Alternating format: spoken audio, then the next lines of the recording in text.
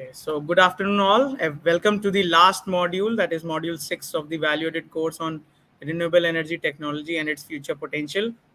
Today, the guest speaker we have amongst us is Mr. Hamza Siddiqui, and he's the Senior Research Associate in Solar Development Group of Integral University.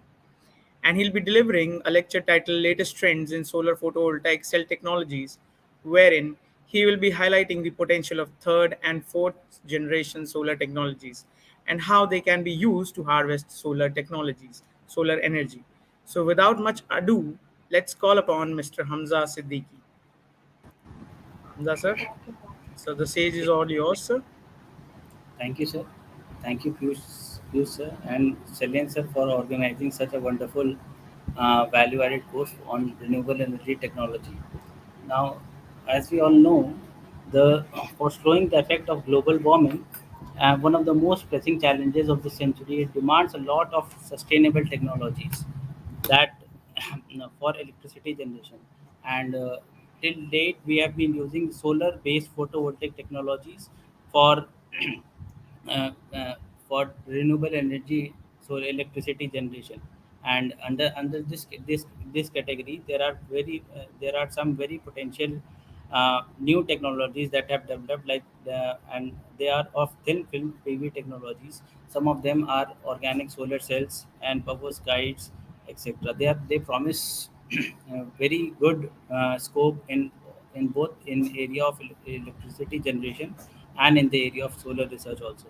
Now, as far as this solar cell technology is concerned, most most of this research in this field is a very it is of very interdisciplinary nature, and it involves joint working of physicists, material scientists, computational scientists, and engineers, and all this work has to be accommodated together in order to demonstrate a very high efficiency and a cost effective solar cell. So with this background in our mind, this is a very interdisciplinary field. We will just we just I just want to discuss what we are going to discuss in this brief presentation on upcoming solar technologies. So first of all, we'll understand what basically is solar photovoltaics, and then in order to set the stage and to set the background for this for new technologies to be developed and discussed, we'll discuss what are the different energy losses that occur in a photovoltaics. And after that, from those in order to mitigate those energy losses, how we proceed with different solar technologies that have developed. For example, we'll discuss, for example, six major technologies that are in the market in solar research these days. First one is multi-junction solar cells. Here we employ different materials all together, and we combine those materials in order to abstract their their different optical characteristics and utilize them for making solar cells. Next is quantum dot solar cells, which is a form of a multi-junction solar cell, but it is more of very nanoparticles are used for making those solar cells. Other one is dye sensitized solar cell, which is inspired by photosynthesis, of course. And next one is organic solar cells, where uh, the the inside structure is wholly changed as compared to an inorganic solar cell, and the dynamics are also very different. The charge transport dynamics and all the other things, and both of these when combined, we form an organic and inorganic hybrid solar cells. And the latest addition to this field, to this area of research, is perovskite solar cells, which we'll also discuss. Okay. So is there any scope of questions, or I should just continue, you sir? You sir? Okay. I don't think so there are any questions. So we'll start with this introduction of this solar photovoltaics. Now, first thing, we need to understand why do we need clean energy, and for improving our, for example, this is a very good sentence. It says clean energy supply is needed for quality of life, and because fossil fuels and nuclear fuels are costly, and if we include the environmental costs, they become more costly. And the sun shines for everyone because the sun can be utilized at very remote locations also. So it is ideal for us to tap this solar energy directly, and it is much more environment friendly. And this regarding the history of solar photovoltaics, we can say this solar photovoltaic journey started in 1839, and it was discovered by Edmund Becquerel.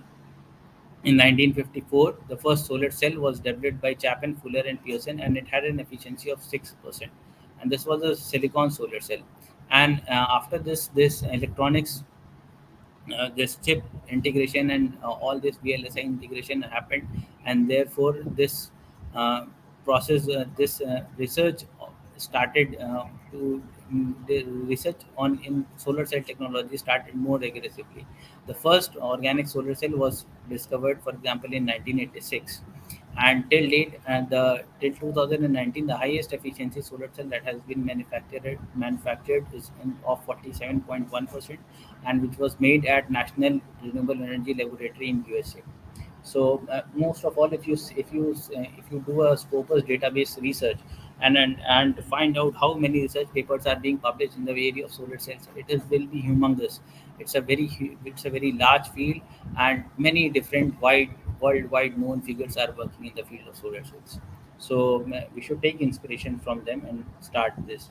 Now the background for this for development of new technologies involves has a very big economic aspect added to it.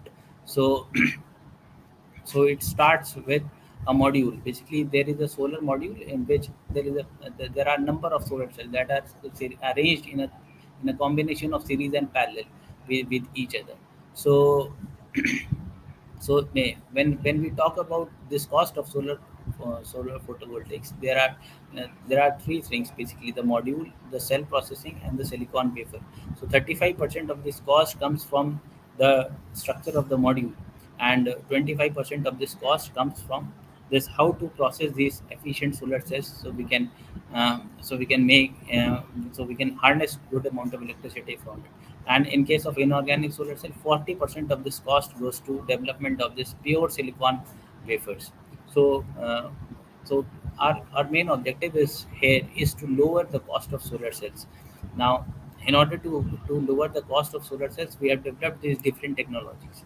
These multiple generation solar cells, cadmium telluride and cadmium sulfide, cadmium indium sulfide. These are all multi junctions and multi crystalline solar cells.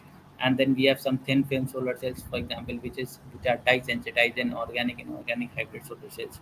We have organic solar cells, and all these technologies have been developed to lower the cost of solar cells, because initially the solar cell technology was based on inorganic semiconductors of silicon.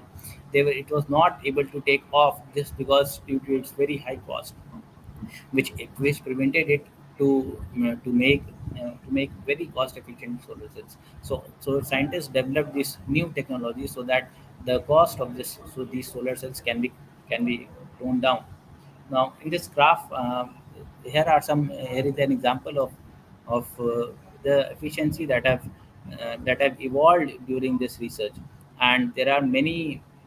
And this graph can be is available on net on internet also. If you search this efficiency of different for PV different materials, here you can see there are one, two, three, four, five, six main technologies that have been discussed. One is silicon technologies, then there is an amorphous silicon which is of thin films, then this is gallium arsenide, fourth. So third and fourth basically here indicates the periodic table group elements. Third, the elements which are used for making this category of solar cells are basically come from basically the third and the fourth and the fifth group. Sorry, fourth. Same carbon is from the fourth group. So the elements that are used for manufacturing this kind of solar cells come from third and fifth. These are basically called compound semiconductors, and these make some very efficient solar cells. The other one is by hybrid, I mean both inorganic and organic technologies are combined in order to make those solar cells. And this calci calcogenide. chalcogenide solar cells. These are cadmium telluride and cadmium sulfide solar cells. So these are also compound semiconductors.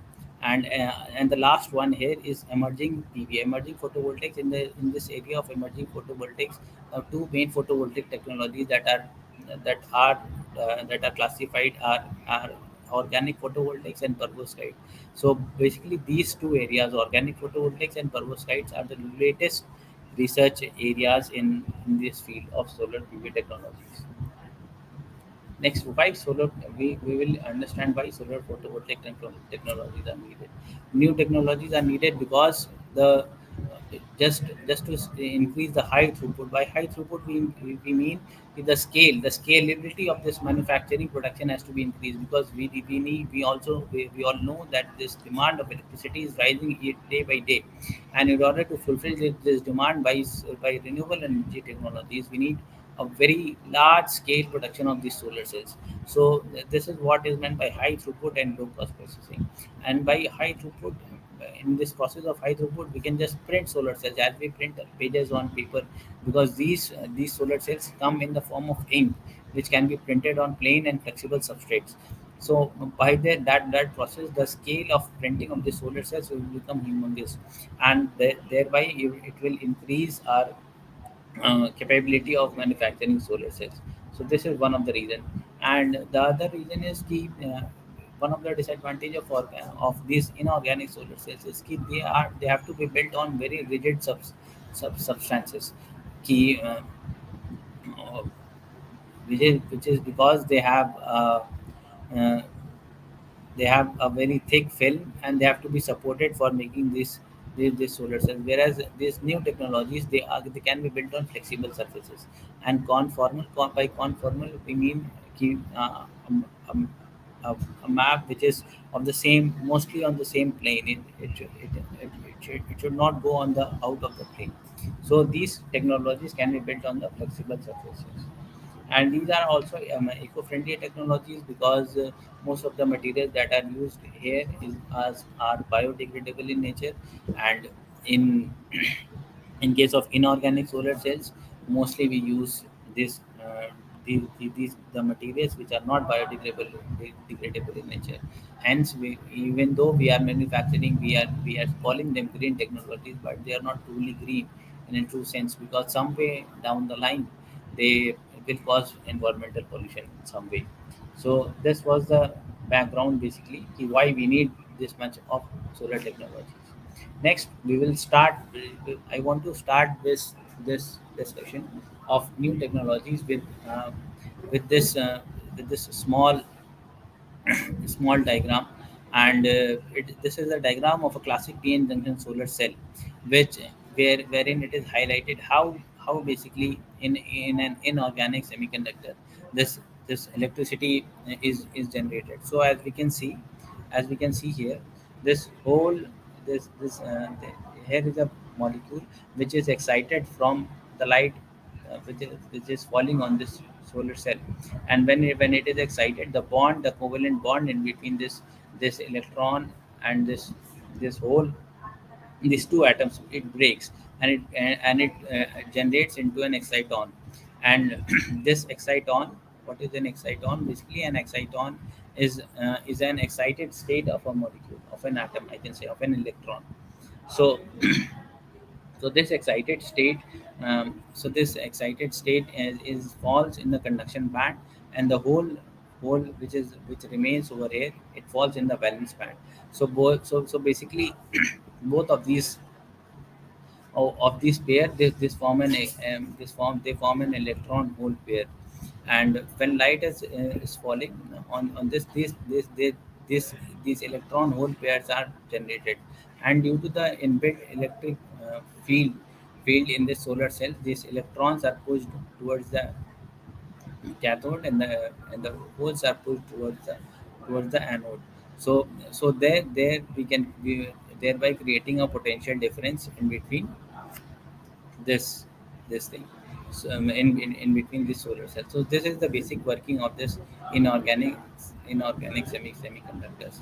So as we have discussed, this solar cell operation involves all these processes. Sunlight first it falls into the first sunlight falls onto the solar cell. Coupling of sunlight into solar cell, by this it is meant कि this sunlight is some of this sunlight is absorbed into this solar cell, and some of it is absorbed and is reflected away. Out of this portion, some of the light is reflected away, and there are some photons which are not absorbed due to this energy level difference in between the solar cells. And next is absorption of incident photons, which takes place after this coupling. And after the absorption, there is a creation of exciton. By creation of exciton, we mean the electrons are excited here, and they head downwards. You can see all the process which are loss making processes in solar cells. For example, the light which is reflected away constitutes a loss. The photons which are not absorbed, these constitutes a loss. Some excitons recombine the electrons in the holes that have been separated due to the impact of solar energy. They can recombine also. So these excitons, when they recombine, they also radiate energies, and there are some charges due to them. These charges, they separate, and then they can also recombine.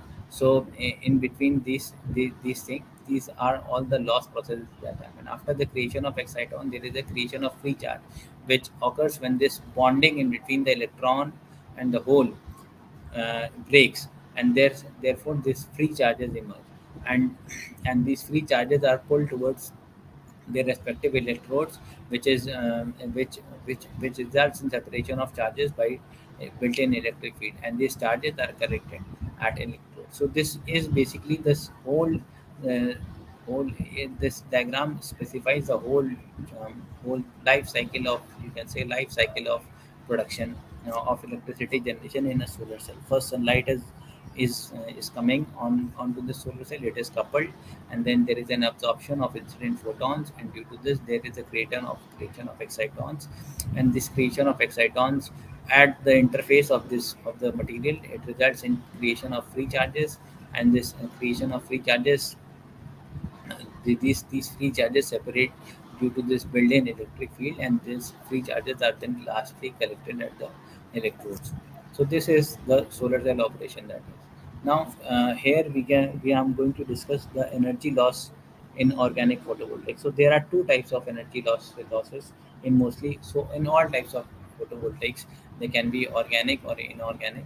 So basically, there are optical losses, and then there are electrical losses. In optical losses, the whole of the spectrum of the solar energy is not absorbed by the solar cell.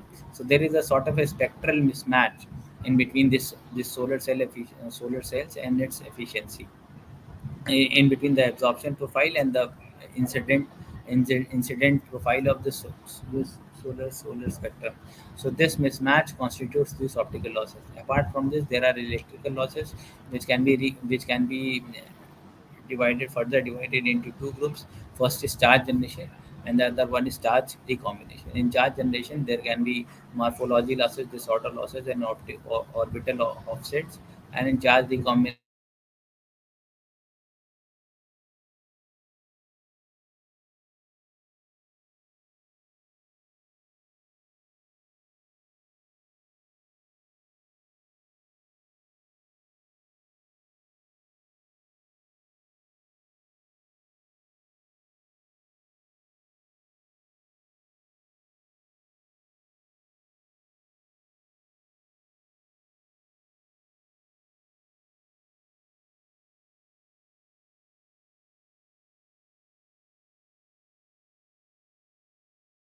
in further, we will discuss the solar irradiance.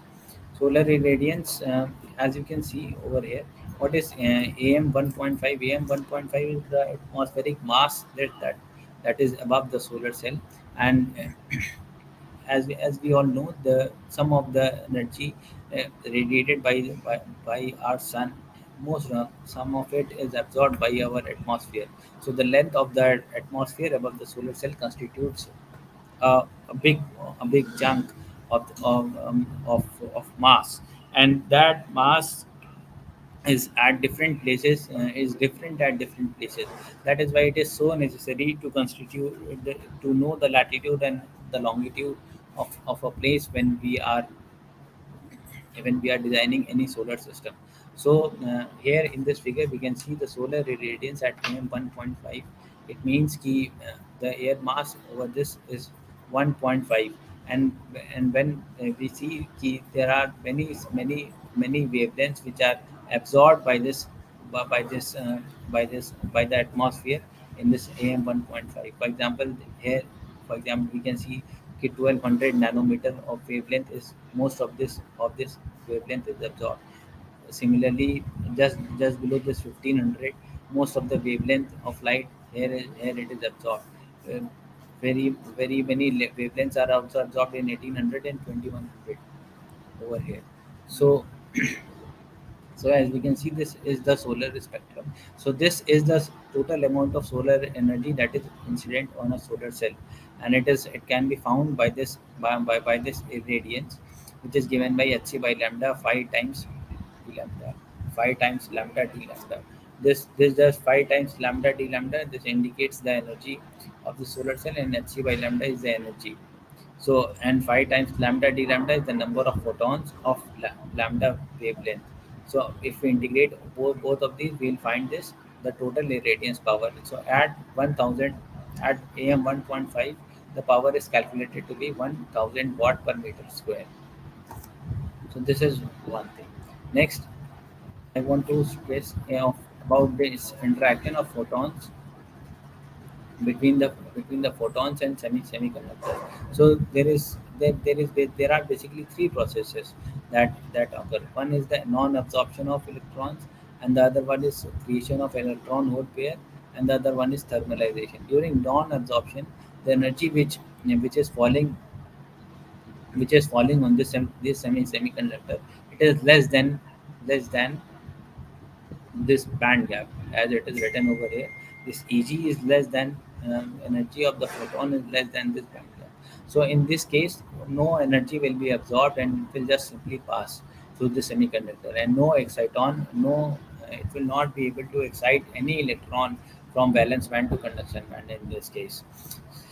But if the energy of the photon is equal to the energy of this of the band gap, this will result in creation of an electron hole pair from this, and this electron hole pair, this electron will be excited to the conduction band, leaving back a hole in the valence band, and and and this can constitute to a charge pair that will be that can be further that can further generate electricity in this solar cell. The other process is, for example, if the light passing the light that falls on the solar cell has much more energy band gap than this band gap, which is Eg. So in that case, the electron will be excited to a higher level of conduction gap. But but since the electron always try to stay in a lower energy limit, it will fall back to this conduction level. So during this process, there will be some release of energy. So that energy will come out as heat in this solar cell. So this process is called thermalization in this. So we discussed three processes. Basically, first was where the photon energy is less than its band gap. In that process, all the energy will just pass through. Next process was where the photon energy is equal to its band gap, and in that process, the electron will come to the conduction band. And the last process was thermalization, where the energy which is falling, which is incident on the solar cell, is much more than the band gap, and this in this case the electron will jump to a higher level in the conduction band. So as we can see, in this case also there is loss of energy in this due to this non-absorption, when some of our photons are less than this band gap. So if this the band gap depends on this band gap depends on how on our material, and this band gap and this photon energy is dependent on the incident light. So if the band gap is less than this wavelength of this particular material, so the wavelengths which are less than this this, for example, Eg. Here Eg, if we take it is Eg is 1.1, then the wavelengths which are less than 1100 will not be absorbed, and only wavelengths which are greater than 1100, for example, this portion, this 1200 and this 1500, only all these things will be absorbed, and this whole portion will not be absorbed. So this will constitute to a loss, for example. For example, because we cannot utilize this whole spectrum of the solar cell, we in order to to increase the efficiency of solar cell, we need to efficiently utilize this whole solar spectrum, the whole solar energy that is incident on this solar cell. But due to its band gap, we will be only able to this to absorb this much of solar sunlight in this case. So this is a very non-efficient solar cell, as you can all see. Next process is of thermalization. By thermalization, I mean even if the band gap is less, and for example, the band gap is 300, for example, and then do we absorb this much of energy. So this much of energy is available, but most of this energy, the number of charge carrier that can be generated over here is that can be generated if this photon absorb all of this, though it is less. So if we absorb only this much, then the number of photo generated carriers will be less. So in that case also, we will not be able to absorb this whole spectrum of the solar cell. So that will also result in this thermalization, and this energy will be treated as heat. This energy will come out in solar cell as heat energy, and our solar cells will be heated also. And we also know that if the solar cells are heated, their efficiency falls even further, their voltage falls even further. So this is a very lossy case of this thermalization, of this loss in solar cells. So after this, we will discuss this some sort of electrical losses.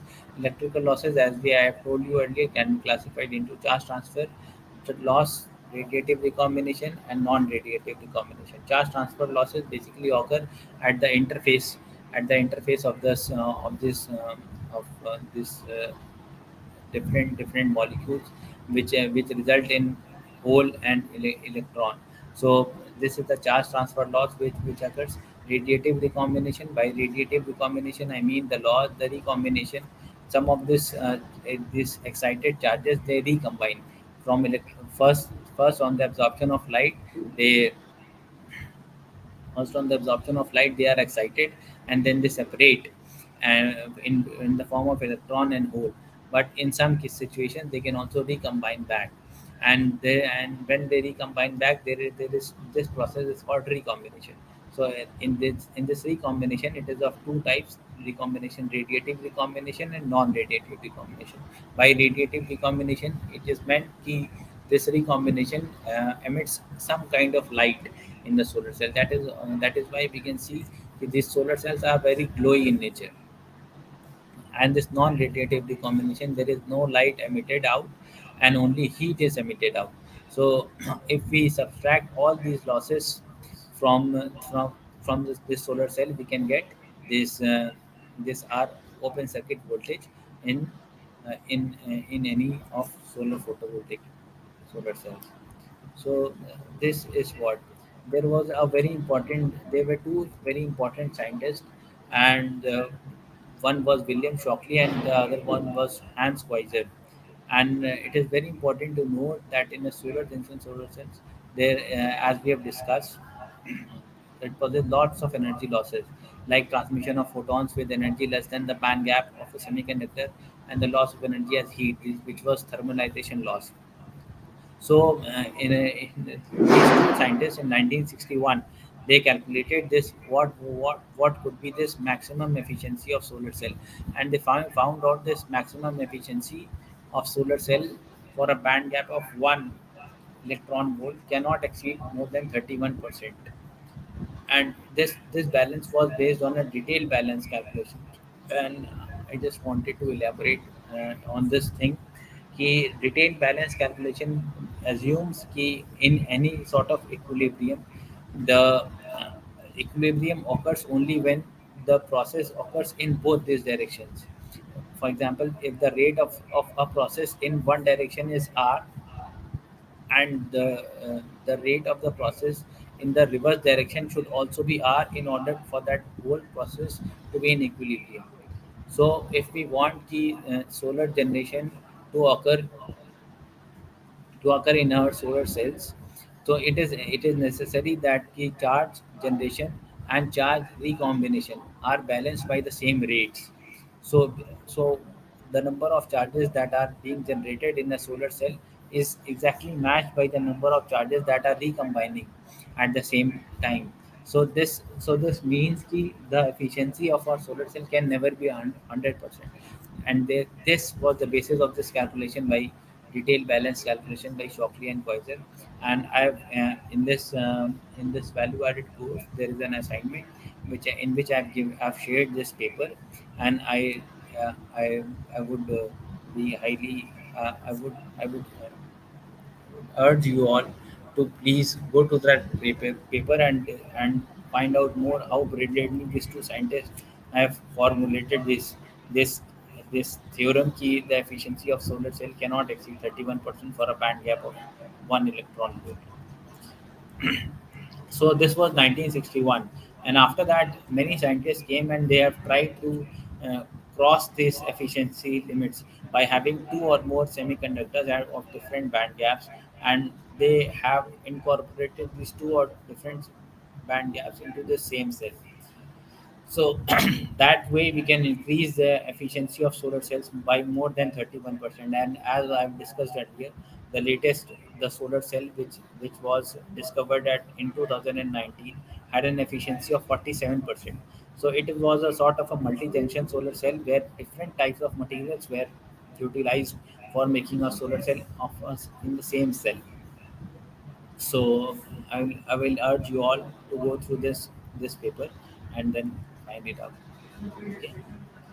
So next we will be discussing now our main. So far we have discussed why do we need solar cells and what prompts this new solar cells, new generation solar generation technologies. So one of the main problem was, as we have discussed over here, कि most of the light that is falling on the solar cell is not wholly absorbed. So by the first technology that are going to discuss over here is multi-junction solar cell. By multi-junction solar cells, we use 3 to 4 different materials of solar cell that have different band gaps, and by this variation of band gap, we are able to utilize or we are able to absorb much more light than a simple silicon inorganics semiconductor. So this is the basic the concept of this multi-junction solar cell. So here is a schematic diagram, as you can see. For example, this is a solar cell of aluminum gallium arsenide and and copper indium gallium sulfide. There are two materials this is used in this A A figure. So in the first figure, you can see this gallium arsenide is stacked above this cadmium indium gallium sulfide solar cell. So these two materials have different band gap, and hence they are able to absorb a wider spectrum, solar spectrum of a large amount of solar energy. So this another example is this aluminium indium phosphide, and this is gallium indium phosphide. So both of these have all these materials have different band gaps, and this same principle is used for here also, as in one, where you can absorb a broader wavelength of sunlight, and your input into the solar cell it increases, and very much energy is left out. As I've written over there, these three, third and fourth compound semiconductors, these are called compound semiconductors because they have two different elements attached to it in combination. For example, most of these compounds are from third group of periodic table and from the fifth group of periodic table. For example, gallium is from the third group and arsenic is from the fifth group. and gallium antimonide. These have, both of them have excellent optical and electrical properties, and thereby they make them potential candidates for solar cell applications. They also possess very high optical absorption coefficients. Optical absorption coefficients means they absorb mostly all lights that is falling on the solar cell. And and this high optical absorption also indicates that this light is absorbed within a few micrometers. For example, the inorganic solar cells, you will see that the film that is used for making solar cells is very thick. And when we use this multi-junction solar cells, we will be using, we can use very thin microfilms, which is just a few micrometers of thickness. So these multi-junction solar cells are the most suitable candidate that have been used for power generation in our spaceships and other stuff like that. So next we will talk about quantum dot solar cells. By quantum dot solar cells, do you quantum dots are basically nanoparticles, and as we can see, the in in quantum mechanics we have all learned कि electrons and other particles which are subatomic in nature, they possess only discrete energy levels. And and different materials have different energies which are attributed to these electrons. So in the previous case we were able to to utilize only, for example, two or three materials in a multiple generation solar cells. Quantum dot solar cells are nanoparticles, and in a single solar cell, we can have a range of nanoparticles, and all of these different nanoparticles will have different band gaps. So, so we can cover a much wider solar spectrum if we use quantum dot solar cells. So this is one of the most emerging technologies in this solar field. As you can see in this figure, this is the example of a quantum dot tandem solar cell. It has a top electrode which is made up of some kind of metal. It can be aluminum, or it can be indium tin oxide. So this material which is of the top electrode, this is used for collection of the charges. And this is the just below this, you can see a lowest band gap quantum dot. Then there is a between and interlayer, and this is a lower band gap. This its band gap is a little lesser than this upper layer. And then there is again an interlayer, and this is the highest band gap quantum dot. So we can see we can adjust these quantum dots in a much more number of layers than as compared to multi-junction solar cells. And in this, the material requirement is also very low, because only nanoparticles are used for making these quantum dots, rather than these multi-junction solar cells which form whole crystals are needed. So the input cost in making a quantum dot solar cells is further reduced by this way. As you can see, quantum dot solar cells is another solar technology that is based on the concept of minimization of energy loss using semiconductors of different band gaps, like planar multi-junction solar cells. And it has better tunability. We mean we can adjust this band gap of this of the solar cell according to the solar spectrum that is falling on this cell. So we will be able to absorb a much wider spectrum of solar cells. These are basically very tiny particles, and they are of the range of very nanometers, and they have a size of exciton bore radius. By exciton bore radius, I mean the bond length in between the hole and the excited electron. This incorporates only few atoms of the molecule and semiconductor, and such and due to such small size, the electron energies in the particle become finite and discrete, like in an atom. The lower particles, as if you have studied quantum mechanics, you will observe the subatomic particles always exist in a discrete energy levels, and they have some fixed energies. So these quantum dots also have some fixed energies which can be used to excite them. And these different material particles have different quantum dots. For example, you can have a different quantum dot of gallium arsenide, you can have a quantum dot of cadmium, indium, gallium sulfide. So different technologies can be integrated to make a quantum dot solar cell. So the main advantage of this quantum dot is just ease in tunability of band gap, and this main advantage, it makes them potential candidates for multi-junction solar cells, where multiple of materials or different band gaps are required for efficient harvesting from different solar regions. Now next we will be discussing this dye sensitized solar cell. Dye sensitized solar cells take their uh, take their inspiration from photosynthesis process. As we know, in the process of photosynthesis, light is absorbed. Light is absorbed in a leaf, and in that leaf there is a breakage of this glucose in the form of there is a breakage of glucose. I'm wrong.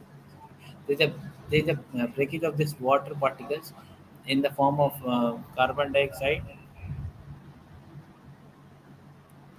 and a free electron, and this free electron is used to transfer this whole energy in by oxidation and reduction of this glucose molecule.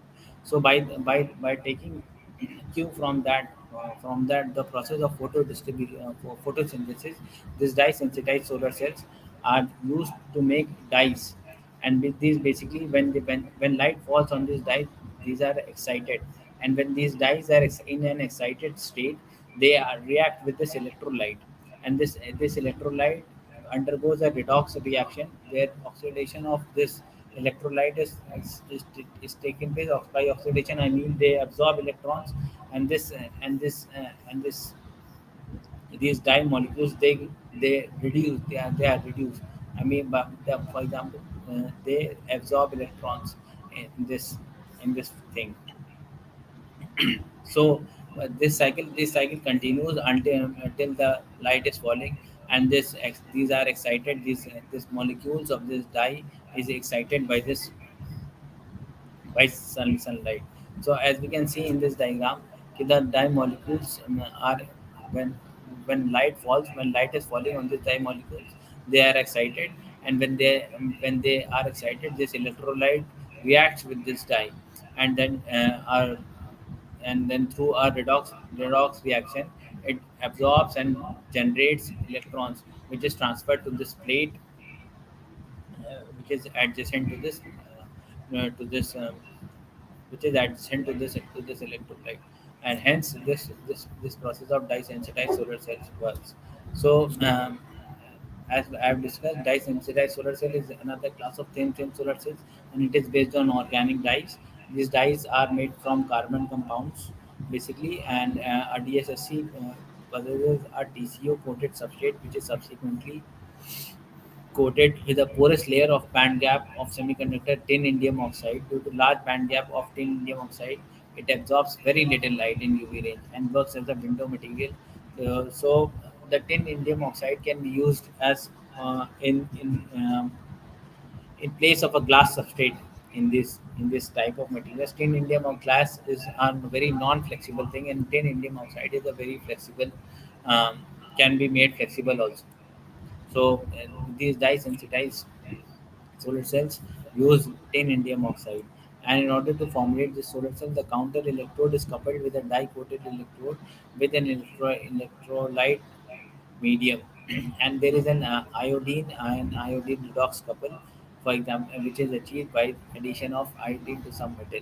So this electrolyte medium helps in the transportation of charges to the solar cell. And as we discussed, this concept of dye-sensitized solar cell originates from photosynthesis in plants, where chlorophyll absorbs sunlight and initiates this photosynthesis process. The photogeneration in dye-sensitized solar cell is completely regenerative. By regenerative, I mean the electrons keep on exciting, and this redox potential goes on happening. So there is a very good mix of we cannot say ki this cell has a very good lifetime. because there is no net change in composition of this constituent materials. So in principle, the efficiency of dye-sensitized solar cell depends on energy levels of the dye molecules, the conduction in its valence band, and the Fermi level of tin indium oxide, and the redox potential of this electrolyte.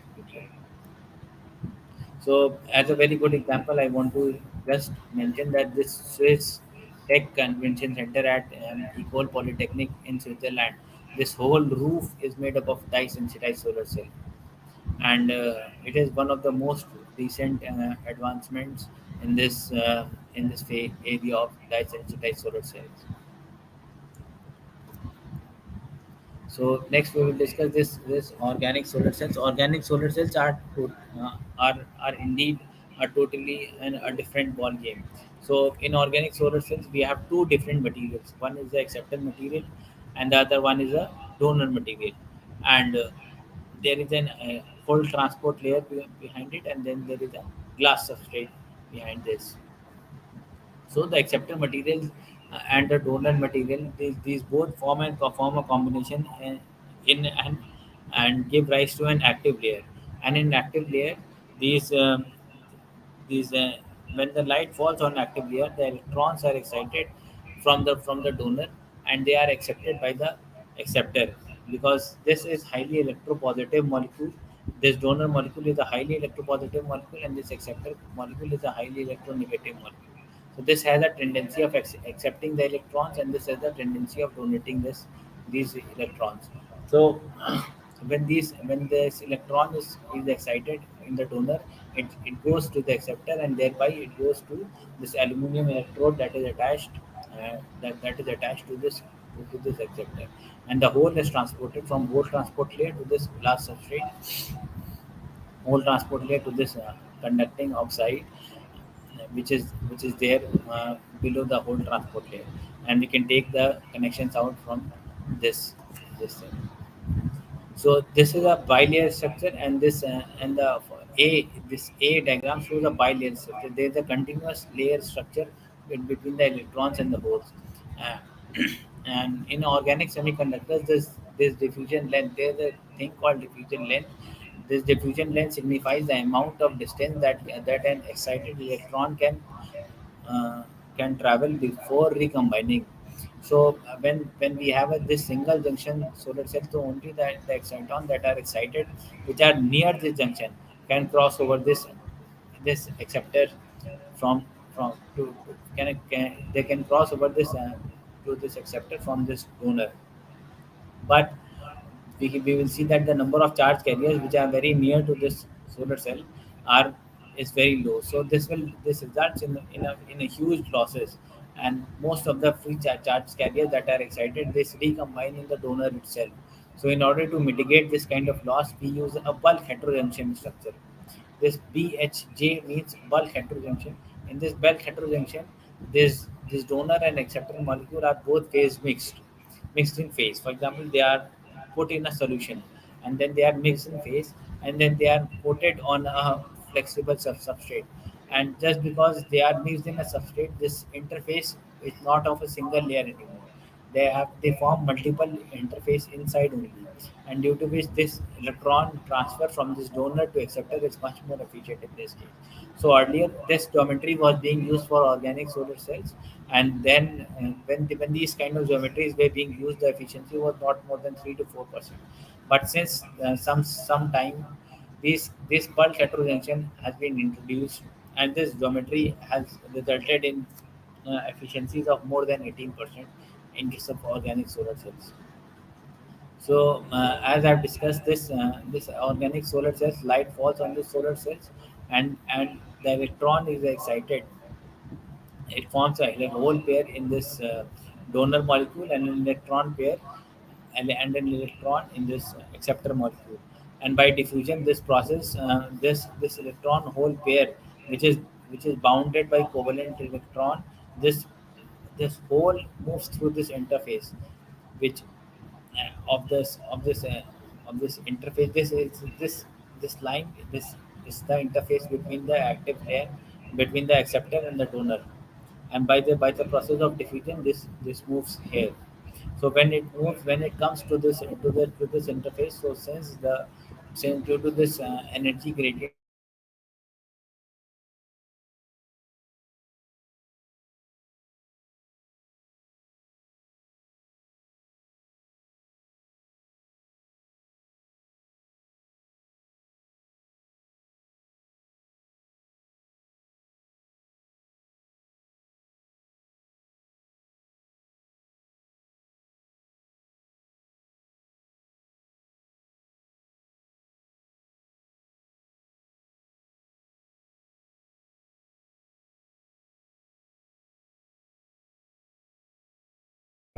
and it is not broken by this by the falling sunlight, and only a very good potential gradient is needed at this bulk heterojunction interface, so in order to break this electron and hole from one another.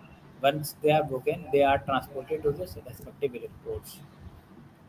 So in this process also you can see this is the donor and this is the acceptor. So in the donor this electron hole pair is being generated on the falling of light, and this electron hole pair when it falls, it diffuses to the interface which is there, and when it reaches this interface it breaks down in between this electron and hole, and once they have broken down, they they they migrate towards their respective cathode and anode. So the charge transfer loss that occurs is due to this breaking of this bond. In the breaking of this bond, the energy utilized from the energy of this molecule itself. So this constitutes the charge transfer loss in this in this in this in this organic solar cell. And these free charges can also recombine at any stage.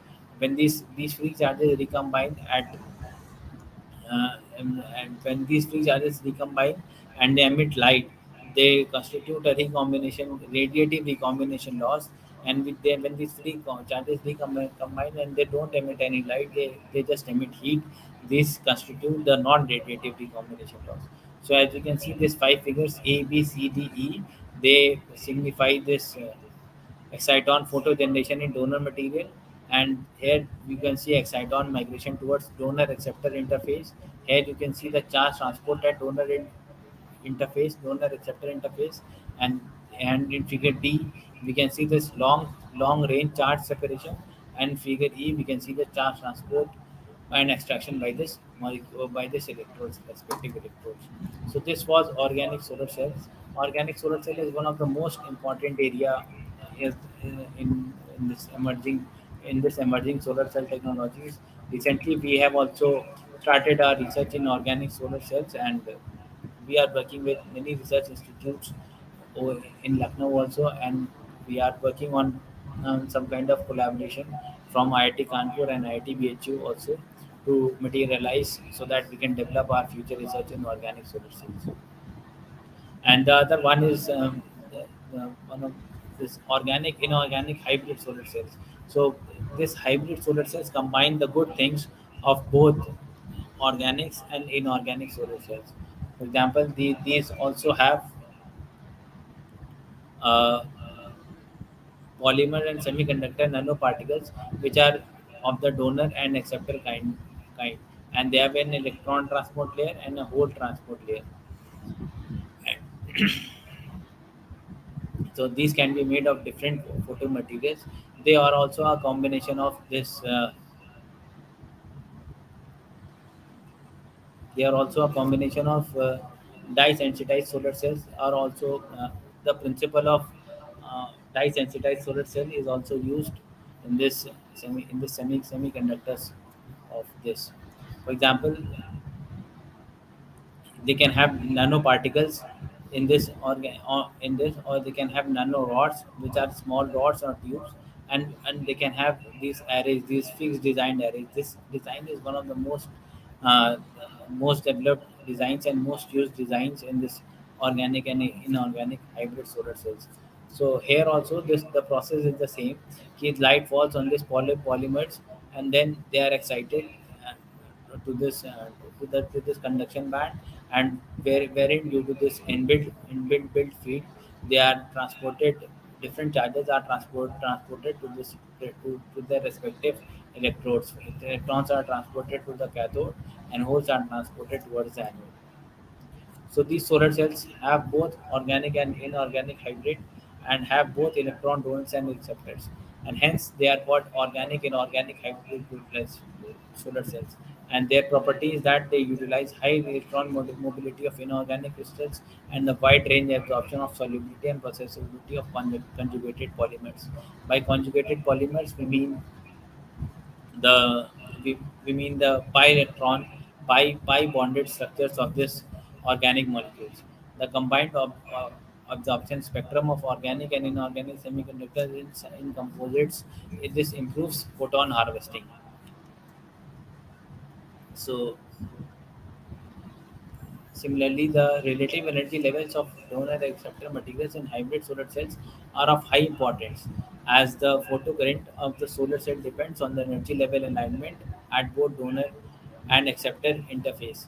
So by this it is meant that the energy levels of donor and acceptor materials, are mostly affect the open circuit voltage of any hybrid solar cell, and they also affect the short circuit current, because the number of photomolecules, the number of the molecules which will be excited on the application of solar radiation is basically determinant of this photocurrent of the solar cell. And as we can see, the structure and the working of solar cells, it is mainly similar to this organic solar cells, because it also consists of this donor molecules, and this but just the difference is that the electron acceptors in hybrid solar cells are crystalline nanostructures, and these are of inorganic in nature. The donors in inorganic hybrid solar cells are of organic in nature, and the electron acceptors are of inorganic inorganic type. The excitons generated in the polymers on light absorption get dissociated at the polymer inorganic nanocrystal interface. This is also similar. This point is also similar to the same as we have seen in organic solar cells. Next, we will see the perovskite solar cell. Perovskite solar cell is one of the very recent addition to this solar cell technologies. And this is also, as you can see, it is very similar to the dye-sensitized solar cell that we were using. Uh, Here also there was an electrolyte, and this electrolyte was being excited by the application of light. And this electrolyte was excited, it was used to reduce this electrolyte, which was further used to conduct the charges. Same way in perovskite solar cell, we have a perovskite material on tin indium oxide. Perovskite materials is of this form. It is of the form of AbX3, where A and B are cations, and X is an anion. For example, in this case, here iodide is an anion, and this CH3 NH3 is also cation, and this lead is also cation. So these form a unit cell structures, and they are excited when light falls on this thing. Once the light is falling on this thing, they are combined, and then they react with this electrolyte in order to undergo an redox reaction, and thus transfer charges to this lead plate that is connected to this perovskite solar cell. So both of these solar cells, organic solar cell and perovskite solar cells, uh, emerged on the solar technology scene mostly simultaneously. But the solar perovskite solar cells has grown very fast, and right now the maximum efficiency of perovskite solar cells is nearly about 20, 27, 28%, whereas in organic it is only 18%. So this is also a very good area of research in solar cell technologies. So the advantages of perovskite solar cells are that these materials do not incorporate any rare elements that keep their work cost low. These devices can be easily prepared on flexible substrate, at room temperature with spin coating process and small scale. These perovskites were discovered.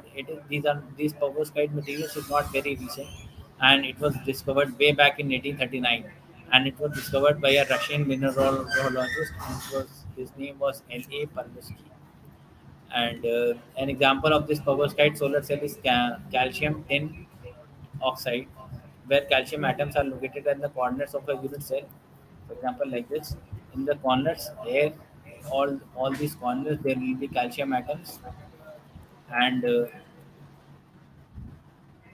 at the body centered atom, this indium tin atoms and oxygen atoms will be at the face centers.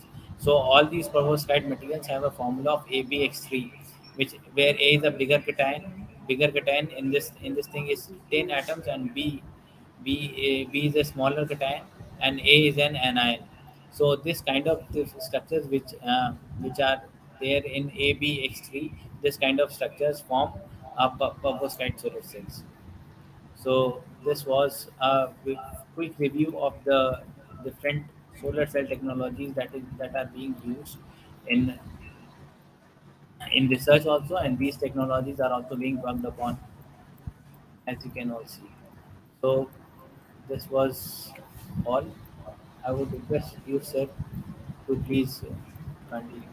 Okay, thank you so much, Mr. Hamza. That lecture was indeed very resourceful, and I hope all the students will get benefited with the idea about renewable energy technology and the third and fourth generation solar energy technologies that you have shared in terms of multi-junction technologies and heterojunctions, quantum dot solar cells. So I hope it will be beneficial to our students, and they'll uh, whatever. As of now, I can see there are no queries, but in case there is any query, they will definitely contact you through the ILI. So I request all the participants to complete all the assignments associated with week 6 and the quiz that sir has shared with you. So we'll meet again on the 20th with another lecture on of module 6. This was part 1, and we have another lecture arranged for as part 2 of this module. So we'll be available again on 20th of this month. Okay, so thank you so much. Thank you so much for sharing your time, sir. Thank you, sir. Thank you. Thank you. Okay.